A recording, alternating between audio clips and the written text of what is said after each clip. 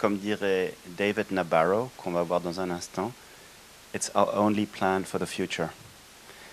Les Nations Unies, en septembre 2015, ont décidé, avec une grande concertation entre le public, le privé et beaucoup de stakeholders, de développer le modèle successeur aux Millennium Goals, qui était un truc qui engageait que les États. Aujourd'hui, ça engage aussi les entreprises et la société civile. Und dann haben die eben ein Framework vorgeschlagen, das sind die Sustainable Development Goals. Es gibt insgesamt 17 Stück davon, die Abkürzung SDGs, und auf Französisch heißen die Objectifs de Développement Durable, les ODD. Auf Deutsch kenne ich keine Abkürzung. Andreas, gibt es eine Abkürzung für ODD? SDGs. Ich habe für diejenigen, die irgendwie in einer größeren Corporation dabei sind, hier ein internes Papier der Joint Inspection Unit der Vereinten Nationen mitgebracht. Die haben nämlich ein Private Sector Partnerships Arrangement in the context of the 2030 Agenda for Sustainable Development herausgebracht, The Imperative for Change. Ich habe die da vorne ausgelegt. Vielleicht könnt ihr die dann, wenn ihr dann nach dem Besuch bei der UNO kleine Change Agents geworden seid, mitnehmen, dort bekannt machen und euch dafür einsetzen, dass das Teil der Haltung wird in eurer Organisation. Weil das ganz wichtig ist, dass man das nicht nur als, sage ich mal, Unterziel in einer Kommunikationsabteilung irgendwie verortet, sondern dass es durch die Organisation transversal für jeden gelebt wird. Ich freue mich ganz besonders, heute Valérie Ducrot hier bei uns zu haben. Valérie est la directrice exécutive du Global Gas Center du World Energy Council et a beaucoup à faire avec des questions de la sûreté de l'énergie, notamment du gaz. Elle a une longue carrière avec les gaziers. Elle a travaillé notamment chez Engie, chez Gaz de France, qui était l'entreprise qu'il y avait avant Engie. L'ONU, les Nations Unies, où elle a dirigé aussi les activités du gaz. Et je vous laisserai elle va se présenter un petit peu plus en détail. En tout cas, c'est un honneur de l'avoir avec nous aujourd'hui. Und ich wünsche euch einfach viel Spaß bei diesem interessanten Thema. Je pense que c'est bon, là. Ouais. Alors moi, Jean-Christophe, je le connais depuis quelques mois. Et au printemps dernier, il m'embarque dans une histoire. Voilà, je fais ça à Cluny, c'est fantastique. On a des thèmes, est-ce que tu as envie de venir? Alors, je me suis fait embarquer dans l'histoire. Donc, je suis ravie d'être là. Les interventions hier étaient absolument passionnantes. Vos interventions, les tables rondes, le couple franco-allemand. Bon, alors moi, je suis beaucoup plus vieille que vous, de manière générale, mais mon lien avec l'Allemagne, j'étais étudiante à Berlin, à la TU, pendant l'année 90-91, et j'ai vécu la réunification allemande devant le Reichstag. Donc ça m'est resté quand même toute une vie, et du coup, j'ai des amis à Berlin, voilà, j'ai étudié l'allemand depuis toute petite. D'où le fait d'avoir une certaine affinité dans le couple franco-allemand. Et Dieu sait qu'il faut le faire vivre, parce qu'on a entendu hier une des interventions qui disait qu'il était presque un champ de ruines. Bon, alors il faut que ce champ de ruines s'arrête, et puis qu'on essaye de refaire des petites choses pour démarrer. Le thème de ce matin, donc, c'est la durabilité. Alors évidemment, on va se focaliser un petit peu sur l'énergie. On aurait pu prendre des thèmes sur l'agriculture, mais ce n'est pas mon domaine. Donc dans l'énergie, alors j'ai deux panélistes avec moi. Arthur Boos de Engie, donc un groupe français international dans l'énergie qui va nous parler de ce qu'il fait, de ce que fait l'entreprise sur ce thème-là. Et puis Franck Zibert, la BNP Paribas, qui va nous parler de comment on finance tous ces projets de durabilité. Voilà, alors l'idée, c'est vraiment, eux vont parler, et puis après, l'idée, c'est d'échanger avec vous, donc open floor, open discussion, enfin voilà, il n'y a pas de tabou. Si vous n'êtes pas content, vous le dites. Et puis on va tout de suite démarrer. Comme ça, je leur laisse dire qui ils sont, ce qu'ils ont envie de dire sur eux. C'est plus convivial comme ça. On a des micros ? On devrait.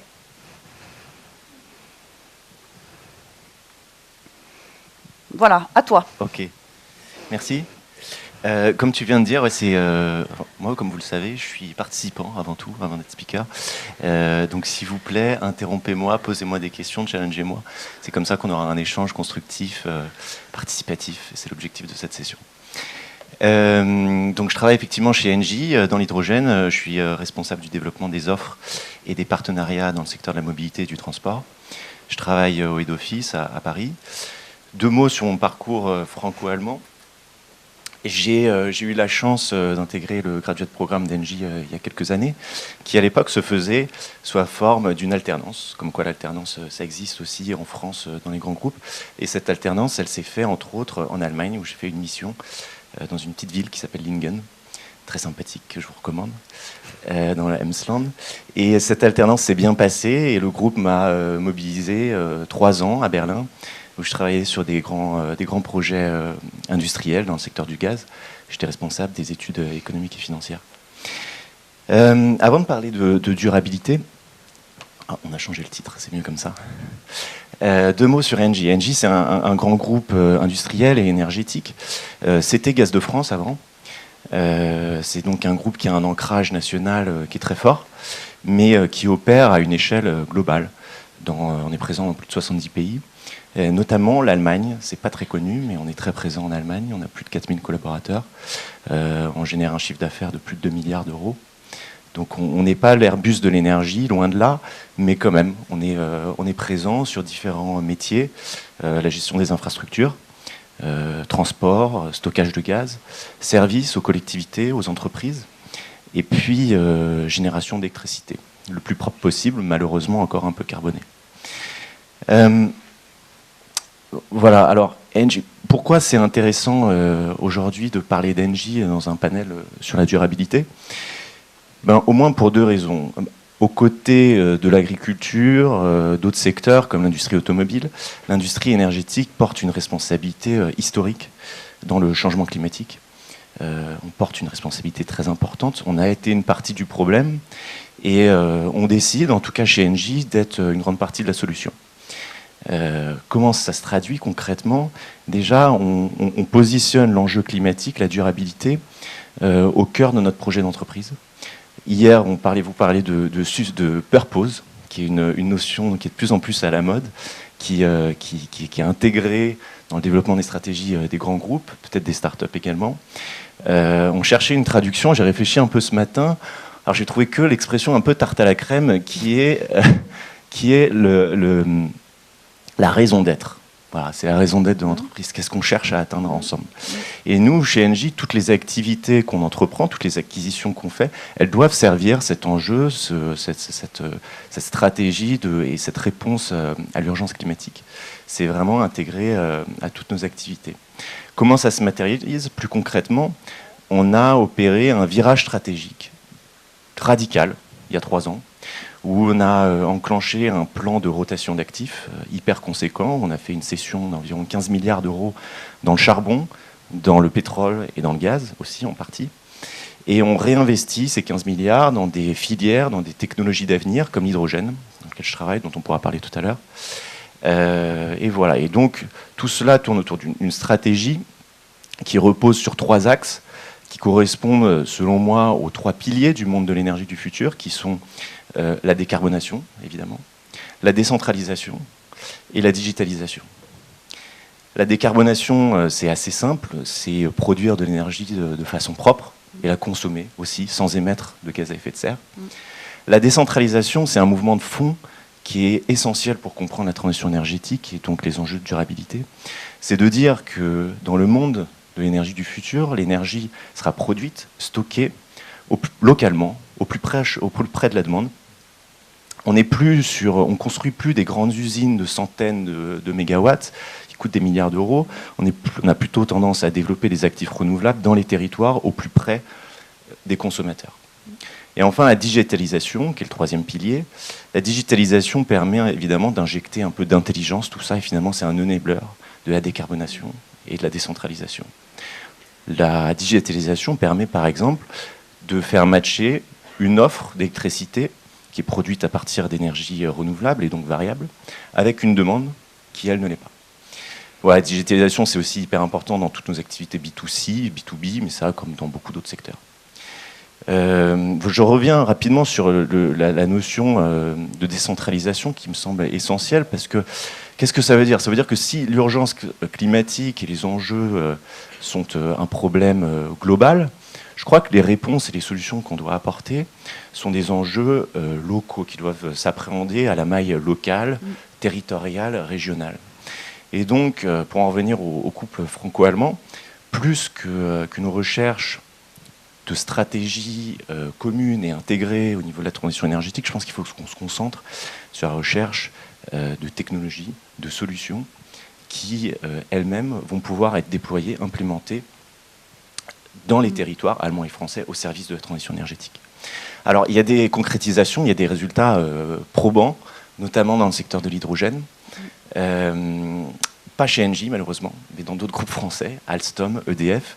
Donc, en amont de la chaîne de valeur de l'hydrogène, donc au niveau de la production, on a EDF qui a investi et qui développe un laboratoire de recherche et développement qui s'appelle IFER, à Karlsruhe, qui développe des technologies absolument disruptives de production d'hydrogène et qui seront des game changers, on croit, d'ici 5 ou 10 ans.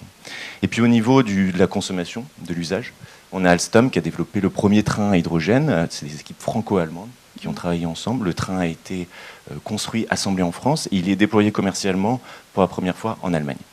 Donc voilà, il y a je voulais vous dire ça parce que Engie s'appuie sur ces réussites collaboratives franco-allemandes dans sa stratégie de déploiement de l'hydrogène, qui est encore une fois un élément critique et fondamental pour la transition énergétique. Et voilà, c'était un peu ce que je veux vous dire sur la façon dont on aborde la durabilité.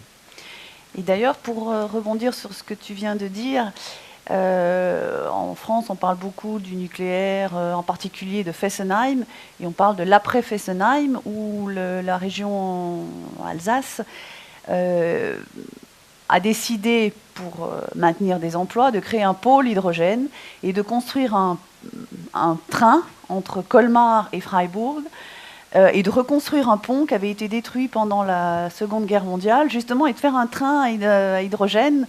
Voilà, donc ça recrée un peu de dynamique, mais là, c'est vraiment un projet franco-allemand transfrontalier, et toutes ces initiatives-là, finalement, la transition énergétique, elle va se passer aussi, on parle beaucoup d'économie circulaire, d'économie locale, etc. Et les exemples sur l'hydrogène en particulier, où on pourrait parler du biogaz, les projets de méthanisation et tout ça, c'est vraiment à l'échelle locale. Et là, les territoires, hier, il y a eu toute une discussion sur les jumelages, les villes, etc. Je crois que les territoires ont vraiment un rôle important à jouer dans l'accompagnement des entreprises, et en particulier franco-allemand. Il y a beaucoup de choses à faire. Je vais passer la parole maintenant aux financiers, en allemand, comme ça fait... Voilà. À toi. Ja, vielen Dank. Mein Name ist Frank Siebert. Ich arbeite für die BNP Paribas hier in Frankfurt. Arbeite für die BNP seit 2005, habe dort in Genf angefangen im Bereich Energy Commodities, dann über Moskau nach Frankfurt zurück und arbeite seit 2016 jetzt eben in der Rolle als Head of Sustainable Finance. Bin 51 Jahre alt und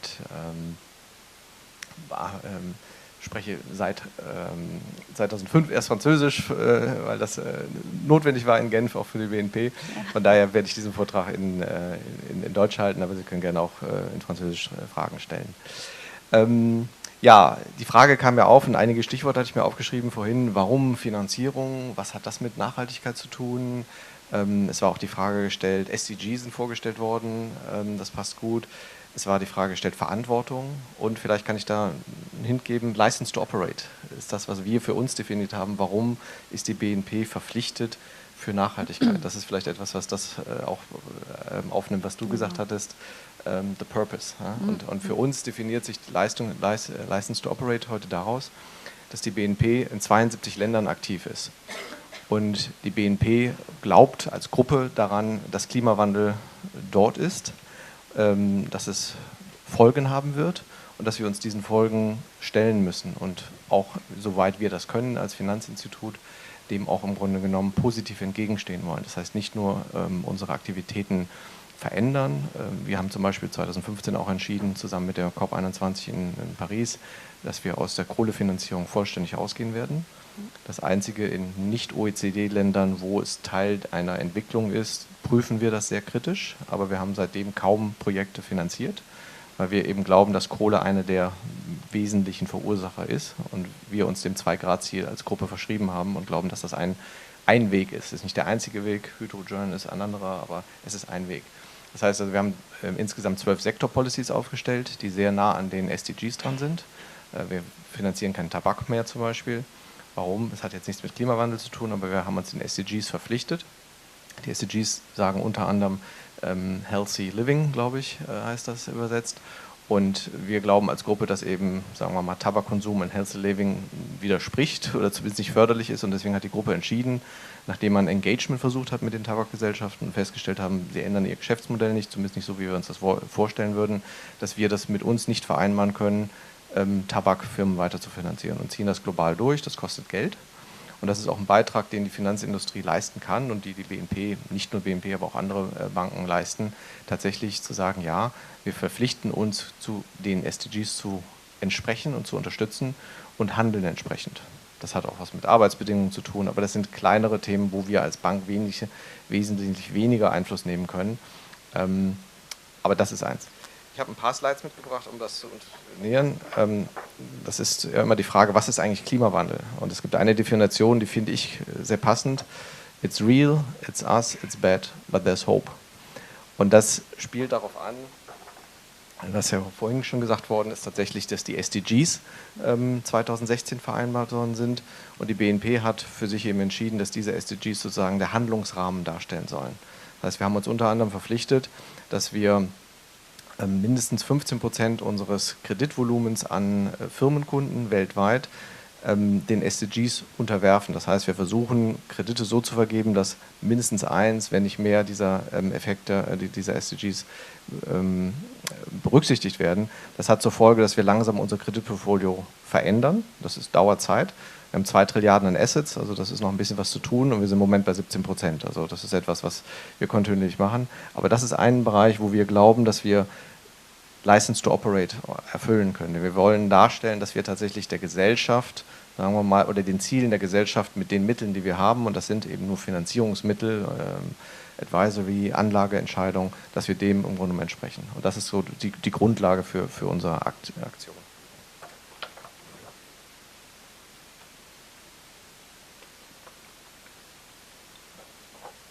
Und dann höre ich auch auf, das sind so 2 Themen, wo wir glauben, dass wir darüber investieren können. Das ist einmal Economic Responsibility und Environmental Responsibility. Und das ist das, was ich gesagt habe, dass wir uns eben daran ausrichten, dass wir in diesen beiden Bereichen unsere Finanzierungsentscheidungen und Kreditentscheidungen so verändern. Nicht nur Kreditentscheidungen, sondern auch Anlageentscheidungen. Wir sind ein großer Asset Manager. Wir sind beraten große Kapitalanlagegesellschaften, eben wie tatsächlich Nachhaltigkeit in die Portfolios eingespeist werden kann. Und das ist im Grunde genommen der Hebel. Und da komme ich jetzt auf den Franco-Allemand hin, denn man muss eins sagen, dass Frankreich nach dem COP 21 eine wesentliche Veränderung in der Gesetzgebung gemacht hat. Es gibt den Artikel 173 des Energy Laws und der verpflichtet seit 2017 Kapitalanlagegesellschaften nachzuweisen, dass sie nachhaltig investieren. Das heißt Comply or Explain. Und das ist ein sehr starkes Schwert, weil das erste Mal die Anlagegesellschaften verpflichtet worden sind, eben entweder den SDGs oder den COP21-Zielen zu entsprechen oder aber zu erklären, warum sie es nicht tun. Und das ist gerade in der Öffentlichkeit und gerade bei denen eben, man merkt, dass eben auch die Gesellschaft eben auch stärker sich der Nachhaltigkeit verpflichtet und diese Foren sind eine der Möglichkeiten, das eben auch zu transportieren, tatsächlich im Grunde genommen der Druck auf die Anlagegesellschaften und auch die Banken sich verstärkt. Das wiederum hat dazu geführt, dass Frankreich im Moment, was Nachhaltigkeit in dem Finanzwesen eine führende Rolle eingebracht hat. Und da kommt eben die BNP auch ins Spiel. Denn wir sind zwar als französisches Institut, sagen wir mal, eingetragen, wir verstehen uns aber als europäische Bank mit französischen Wurzeln und einem globalen Netzwerk und versuchen eben das, was, sagen wir mal, aus französischer Regulation kommt, positiv unterstützend über die Geschäftstätigkeit einzusetzen, aber auch durch Lobbyarbeit, die wir machen. Ich persönlich bin in Frankfurt in einem Green and Finance Sustainable Cluster drin des Landes Hessen. Das versucht über den Finanzplatz Frankfurt eben auch Richtung Berlin zu wirken und unter anderem eben auch positive Beispiele, die bereits in England und Holland und Frankreich entstehen, auf der nationalen Ebene einzubringen.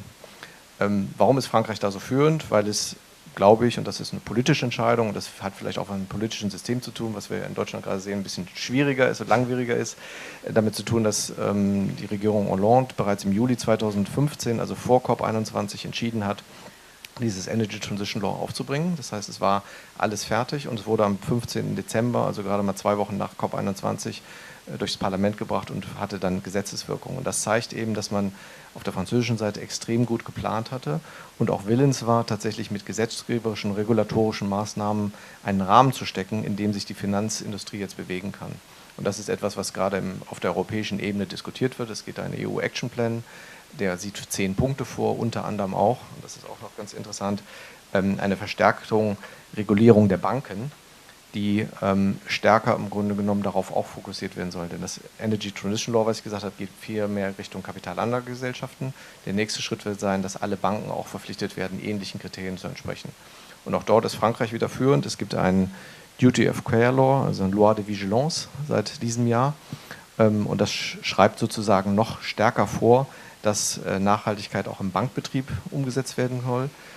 Unter anderem auch durch Sanktionen. Und das ist das erste Mal, dass tatsächlich auch über gesetzgeberische Maßnahmen Banken, die nicht compliant sind mit den Loi de Vigilance, zumindest Sanktionen befürchten müssen. Wie es umgesetzt wird, wissen wir noch nicht. Es wird schlagen dieses Jahr.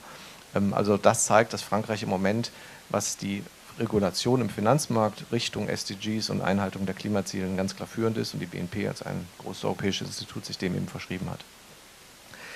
Jetzt war anmoderiert worden, was machen wir, Finanzierung von Energietransition. Ich würde das nicht darauf beschränken wollen, denn in der Tat ist es so, Energie ist eins, aber was wir auch machen, wir fördern zum Beispiel mit 100 Millionen Innovation. Das heißt, wir haben bewusst entschieden, 100 Millionen als Kapital bereitzustellen, um Startups im Bereich Energy Storage und Energy Transmission zu unterstützen, weil genauso wie es gesagt worden ist, glauben wir, dass zukünftige Produktion von Energie viel mehr dezentral erfolgen wird.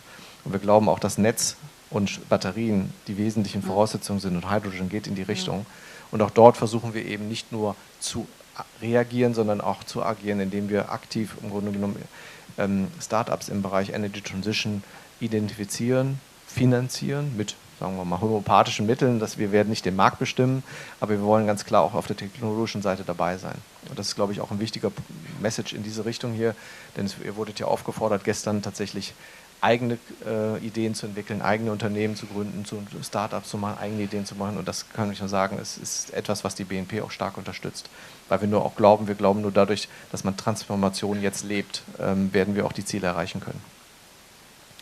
Je suis intervenue pour dire chacun d'entre vous, dans une entreprise, institution, ONG, où que vous travaillez, de pousser les entreprises et que vous soyez des ambassadeurs sur ce qui se fait en matière d'énergie, energy transition, SDG, etc. Et je crois que ce mouvement-là, il est important. Alors nous, je dis nous deux parce qu'on est dans le secteur vraiment énergétique, donc c'est notre quotidien de le taux de CO2 qui doit baisser, etc. Après, il y a le monde des banquiers qui, effectivement, va dans le chemin de financer plus vert et de pousser aussi les entreprises à transformer leur modèle de production. Mais où que vous soyez, il est important que chacun se prenne en charge et pousse les managers partout. Qu'est-ce qu'on fait dans ce domaine-là ? Parce que finalement, on a le monde des politiques qui décident des choses, la COP, enfin, nos ministères ou nos gouvernements de part et d'autre, le monde des entreprises, et parfois, nous, on a la difficulté de faire le lien entre les politiques et le private sector. Et le private sector fait des choses, sauf que c'est pas forcément connu. Alors oui, des responsables du corporate social responsibility ou du green bonds, enfin tout cela, évidemment, c'est leur quotidien. Mais chacun d'entre vous, nous, on doit mettre en exergue ce qui se fait de bien en matière énergétique, parce que sinon, ça fait toujours un... Hier, il y avait une dame d'Airbus qui intervenait. Ils font des choses aussi. Les avions du futur, ça ne sera pas les mêmes avec des moteurs, elle m'a expliqué hier soir, hybrides au décollage, à l'arrivage. Mais il faut pousser tout ça. Et vous qui êtes jeunes et voilà, qui allez prendre des responsabilités partout, ça, c'est vraiment un sujet très important. Alors, je ne sais pas, tu voulais peut-être ajouter quelque chose ? Oui, c'est évident. Oui, qu'il faut que, enfin, le sujet écologique, il doit imprégner la société et il y a des décisions qui doivent être un peu bottom-up. Hein, ça ne doit pas venir que du politique. Si on attend tout du politique ou des grandes entreprises, rien ne se passera, ou en tout cas, ça ne se passera pas assez vite. Parce que là, comme je ne voulais pas être dramatique, donc je n'ai pas trop parlé du changement climatique, mais qu'est-ce qui se passe ? Qu'est-ce que nous dit le dernier rapport du GIEC, l'IPCC ? Il nous dit que les objectifs qui ont été définis en 2015 à Paris, de limiter le réchauffement climatique à entre 1,5 et 2 degrés à l'horizon 2050, ils sont encore atteignables, mais ça va être très, très, très compliqué. Il faut accélérer, absolument. Il faut passer la seconde vitesse, la troisième vitesse. Et cette accélération, elle sera rendue possible par tout un écosystème. Il faut de l'argent, des financeurs. Il faut des entreprises qui intègrent des technologies, qui les assemblent pour trouver les solutions de demain. Il faut des startups innovantes. Et il faut aussi un engagement citoyen qui est multiforme, qui peut se retrouver à travers des associations, qui peut être individuel à travers des petits gestes. Mais en tout cas, voilà, ça doit imprégner toute la société, sinon on n'y arrivera pas.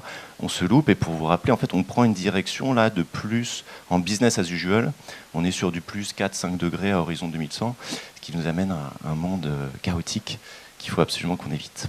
Et pourtant, on a toutes les technologies. Du jour au lendemain, si toutes les centrales à charbon passent à d'autres commodities, on sait faire. Ou l'agriculture, ou les fermes intensives qu'il faudrait...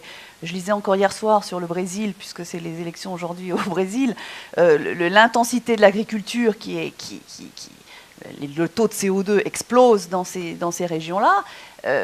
Voilà, on sait faire. Simplement, il faut un petit peu de volonté. Vous vouliez dire quelque chose ? Ja, ich glaube, das ist nochmal ganz wichtig, was eben gekommen ist. Ich glaube, es ist wirklich klar, wir müssen uns alle bewusst sein, auch wenn das jetzt ein bisschen hart klingt, wir müssten unser Wirtschaftssystem, aber auch unser Verhalten ändern. Ich glaube, das ist etwas, das fehlt noch in der Klarheit der Aussage, weil das politisch schwierig ist.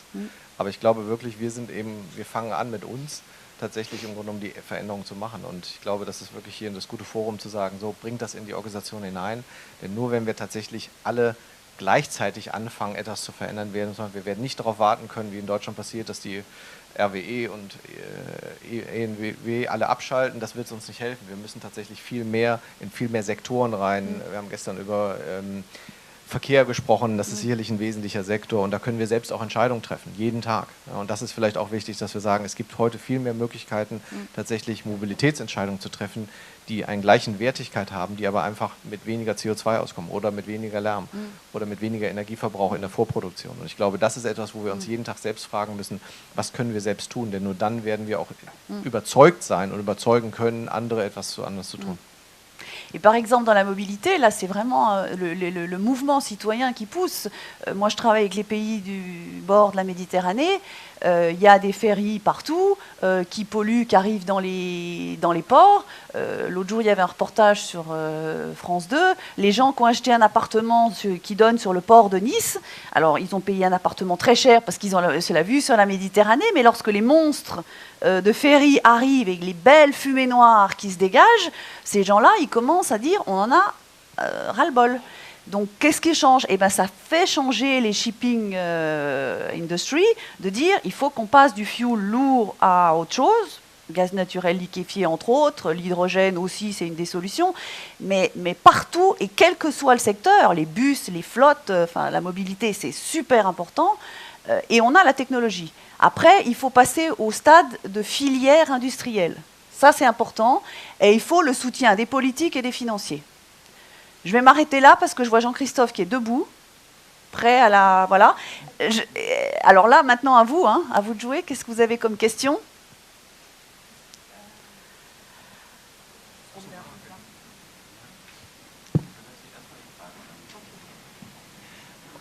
Okay, also erste Frage.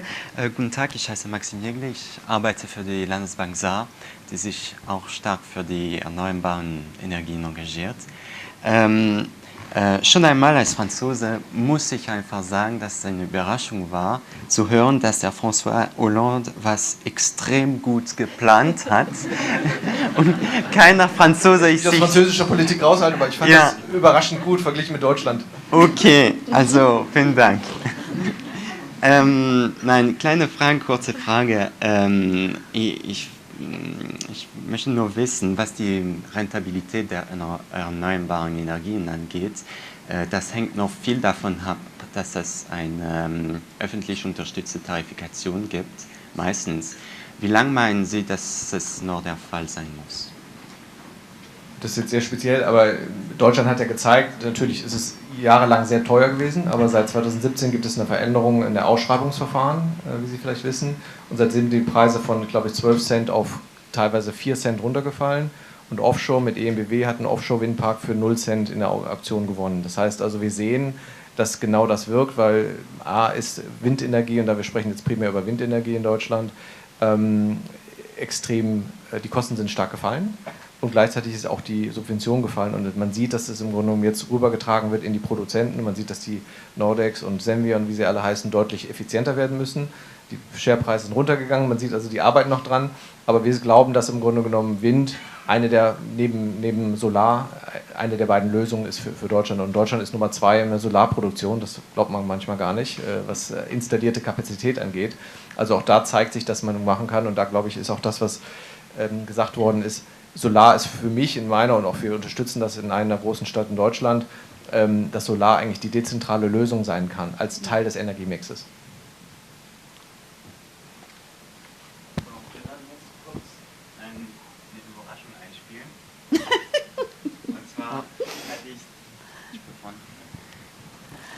Who has heard about David Nabarro?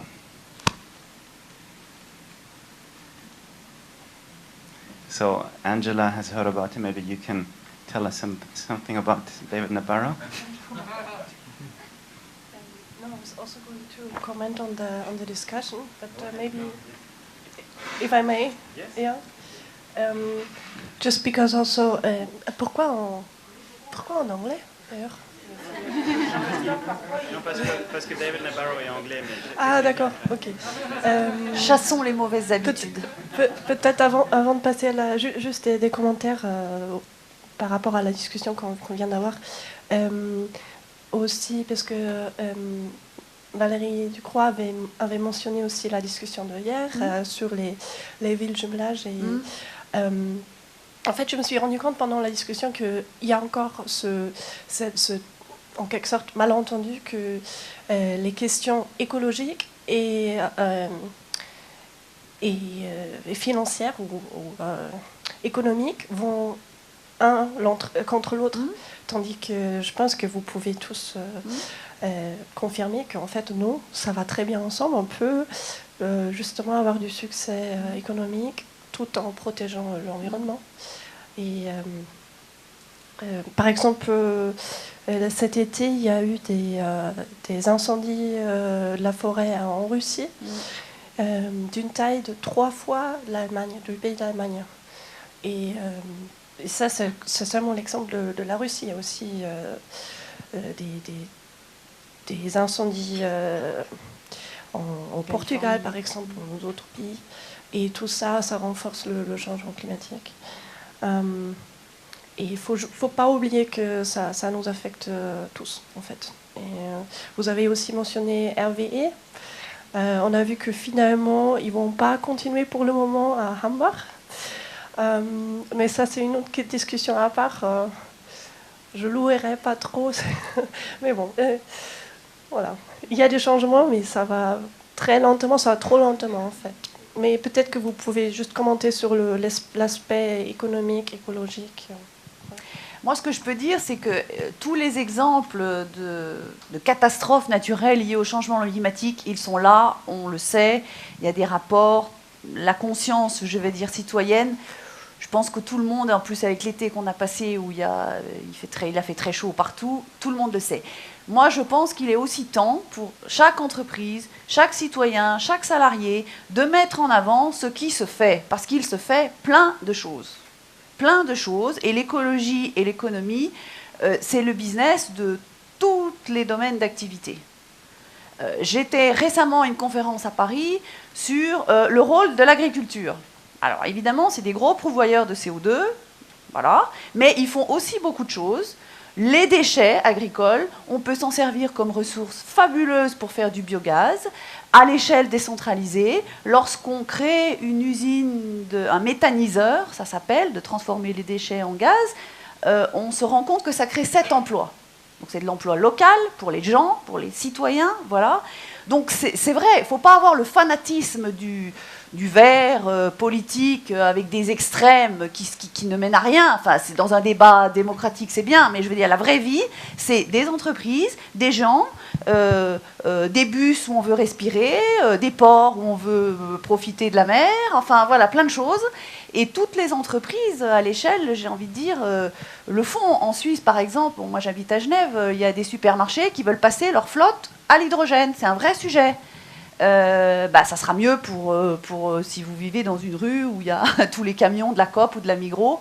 Voilà. Et ça, réconcilier l'économie et l'écologie, c'est indispensable. Et ne serait-ce que même au niveau politique, enfin, je veux dire, il faut qu'on ait des solutions et toutes les entreprises travaillent dessus. Moi, je ne connais pas une entreprise qui n'est pas mobilisée sur ce sujet. Mais il faut que chacun puisse le dire. Voilà. Vielleicht auch noch mal anderen. Es gibt hier ein wunderbares Beispiel in Reichweite. Deutsche Post, die hat 2014 versucht, Elektrowagen zu bekommen für die Auslieferung der Post. Hat unter anderem bei Daimler, VW überall angefragt. Die haben gesagt, ist zu klein, ist nicht wirklich unser Business.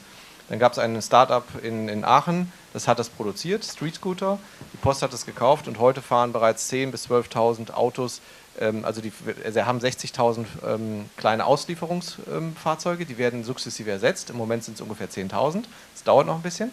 Aber das ist sehr wichtig, weil wir alle bestellen viel mehr bei Amazon, wir bestellen bei Zalando und Lieferando. Und das ist genau der letzte Meile. Und die Post hat entschieden zu sagen, auf der letzten Meile wollen wir mit Elektro ausführen. Und das ist im Grunde ein Zeichen, wo man genau nämlich Ökonomie und Ökologie zusammenbringt, weil die letzte Meile wird immer wichtiger. Gerade für die Post, wir alle bestellen anders, wir gehen nicht mehr irgendwo einkaufen, sondern lassen uns liefern. Das ist mehr Volumen und gleichzeitig muss das Volumen möglichst CO2 geliefert werden. Und das ist ein Beispiel, wo Unternehmen entschieden haben, zu sagen, ja, wir investieren etwas, weil es zwar ein Start-up, es hätte auch floppen können. Und keiner hat daran geglaubt 2014, nicht die deutsche Autoindustrie zumindest, auch nicht die europäische. Und man hat gezeigt, dass man eben mit unternehmerischem Mut das wirklich machen kann. En fait, c'est ce que j'allais dire, parce que dans le feu de l'action, et justement, quand je vous entends parler, j'ai l'impression que tout va plutôt très bien, niveau grosse boîte, mais l'exemple de la Deutsche Post, c'est plutôt l'exemple contraire, que l'industrie automobile allemande n'a pas voulu, et que c'est eux qui l'ont fait avec l'université de Aachen, si je ne me trompe pas. Et c'est plus, pour moi, la preuve du contraire absolu. Ils ont bloqué absolument, et c'est la Post qui a prouvé que la mobilité peut se faire différemment. Donc, Richtig, aber wir wollten über die positiven Beispiele sprechen, ça. nicht über das Negative. Jetzt sitzen wir heute Abend noch hier. Attends, il va faire un commentaire. C'est très courageux de la part de DHL Deutsche Post d'avoir travaillé avec Street Scooter et d'avoir construit cette société. Eux, ils sont côté usage. Ils ont été prêts à payer un peu plus cher pour avoir de la mobilité propre. Après, du côté constructeur de voitures ou énergéticien, il faut bien admettre que réconcilier des impératifs financiers de court terme avec des objectifs environnementaux de long terme, c'est compliqué. On ne sait pas exactement, franchement, dans certains nouveaux secteurs comme l'hydrogène, je dis comment on va gagner de l'argent. Comment Daimler va gagner de l'argent avec l'électromobilité. Les choses ne sont pas claires. Il y a une partie énorme de la valeur ajoutée d'une auto qui disparaît pour Daimler. Avec l'électromobilité, on retire le moteur diesel. Donc il y a vraiment des enjeux, des transformations profondes au niveau des business models, au niveau de la structure de la chaîne de valeur, qui font qu'on est vraiment dans la prospective, dans la recherche de solutions, mais qu'on est dans un environnement extrêmement incertain. Et dans un environnement incertain, évidemment, il faut avoir un mindset d'agilité, de transformation, mais c'est pas évident à mettre en œuvre quand même. Ich würde vorschlagen, wir nehmen noch eine Frage und wir werden nachher noch bei der UNO Gelegenheit haben, denke ich, das Thema zu beackern. Ich wollte euch nachher noch kurz die Überraschung von David Nabarro schicken. Also noch eine. Dankeschön. Ich habe eine Frage an Herrn Siebert. Und zwar gibt es viele Investoren, die sich für Sustainable Finance interessieren. Ist es der breite Markt oder ist es eine Nische? Wie sehen die typischen Investoren aus? Und gibt es da einen Unterschied zwischen Deutschland und Frankreich? Ja, also fangen wir mit der letzten Frage an. Ja, und zwar betrieben eben durch die Regulation, wie ich ja vorhin ausführte. Das Artikel 173 ist eine wesentliche Veränderung in dem Art, wie im Grunde genommen diese Investoren agieren müssen. Das heißt, ja, es gibt deutlich mehr Fonds, zum Beispiel Allianz Global Investors, einer der größten Kapitalanleger auf der Erde, hat im Grunde seinen Green Fund in Paris aufgelegt, weil sie dort im Grunde genommen auch, und das war einer meiner Slides dann auch, Kommunikation ist sehr wichtig. Das heißt, man hat es bewusst dort aufgelegt, wo man weiß, dass man, wenn man darüber reportet, auch gut in der Presse dargestellt wird. Das hat einen wesentlichen Part auch dazu der ersten Frage. Ja, es ist noch eine Nische. Es ist im Grunde genommen, es gibt, ich weiß nicht, wie viele Trilliarden an Bonds jedes Jahr. Es gibt im Grunde genommen 1,1 Milliarden an Green Bonds, also es ist verschwindend gering. 1,3%, glaube ich, letztes Jahr. Aber es ist eine Assetklasse, die am stärksten steigt. Und vor allen Dingen, deswegen sagte ich eben, den Wert der Regulation, den ich sehe, auf europäischer Basis, wenn es mal vereinbart ist, hat man eine Menge mehr Investitionskapital. Und daraufhin wird hingearbeitet. Es wird jetzt ab April wahrscheinlich eine European Union Green Bond Directive geben. Und die soll dafür sorgen, dass es eine harmonisierte Definition gibt von was ist grün. Aber ja, in der Tat ist es noch eine Nische, aber es ist genau das, was wir eben gesagt haben. Es muss eine Menge Kapital mobilisiert werden, weil eins ist auch klar, dass die Banken werden es nicht machen können. Wir werden wegkommen bis von dem Modell in Deutschland oder in Europa, dass wir einen hohen Anteil an Bankfinanzierung haben für diese Art von Transformation. Das geht nur mit allem Kapital, den wir mobilisieren können. On s'arrête là? Ok. Je souhaite dire merci un grand merci. beaucoup et on est prêt à discuter avec vous. Un très grand merci à nos panélistes extraordinaires qui ont pu nous aider à donner de la perspective et de la profondeur sur ce thème important de la transition énergétique et aussi de comment financer cette transformation parce que ça coûte de l'argent. Il y a des estimations que ça coûte plusieurs trilliards rien que de pouvoir atteindre les objectifs de développement durable. Et maintenant, David Nabarro, je repose la question, qui est David Nabarro? Est-ce que vous avez eu le temps de chercher sur Google? Non. Bon, c'est un docteur anglais qui très longtemps a travaillé pour l'Organisation mondiale de la santé et qui, il y a quelques années, a été nommé par Kofi Annan et Ban Ki-moon Special Representative on the Sustainable Development Goals, justement quand ce framework a été conçu. Et c'est quelqu'un qui nous fait l'honneur de nous... il n'a pas pu être avec nous ce soir parce qu'il est à Singapour, mais il nous a quand même envoyé une petite vidéo. Et puis voilà, pour le CLUNY Forum.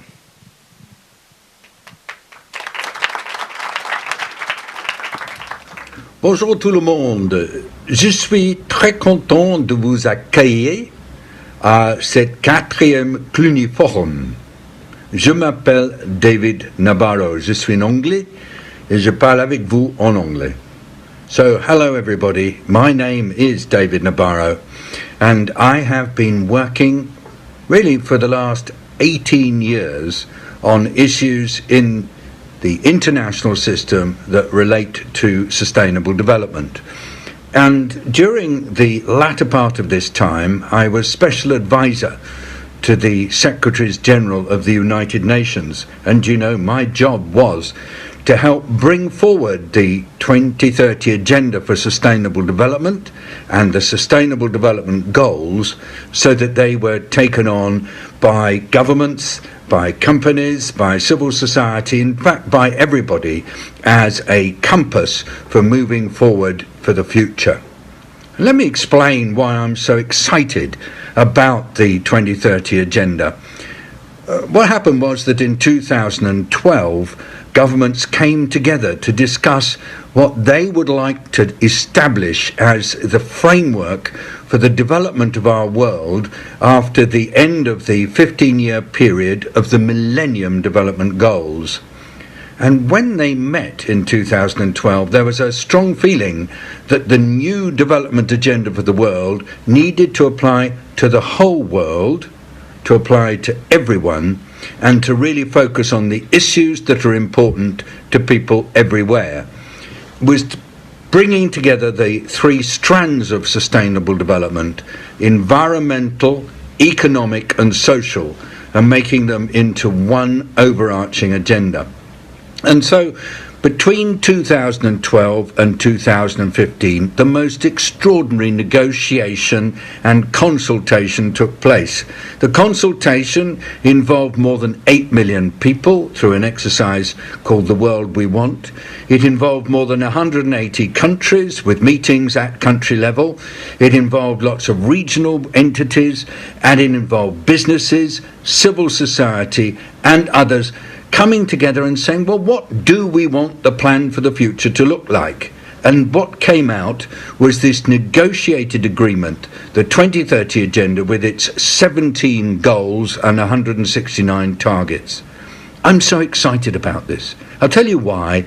Because it's the only plan that we have for the future of our world and its people. It's the only plan that we have that brings together the planetary and the human dimensions.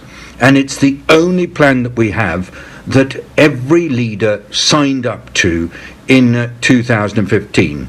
So I'm saying to you, please use the 2030 Agenda, become enthusiasts for it, and engage companies and others with whom you work, including those in your home lives, schools, universities, and obviously also groups in society, in advancing that agenda and making certain that it becomes the centerpiece of planning for the future of our world.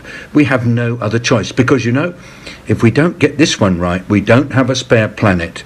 And so we have to get it properly into the agenda of every country, every business and everyone. So thanks for the chance to be with you. Merci beaucoup. And I look forward to hearing the results of your wonderful meeting. Goodbye.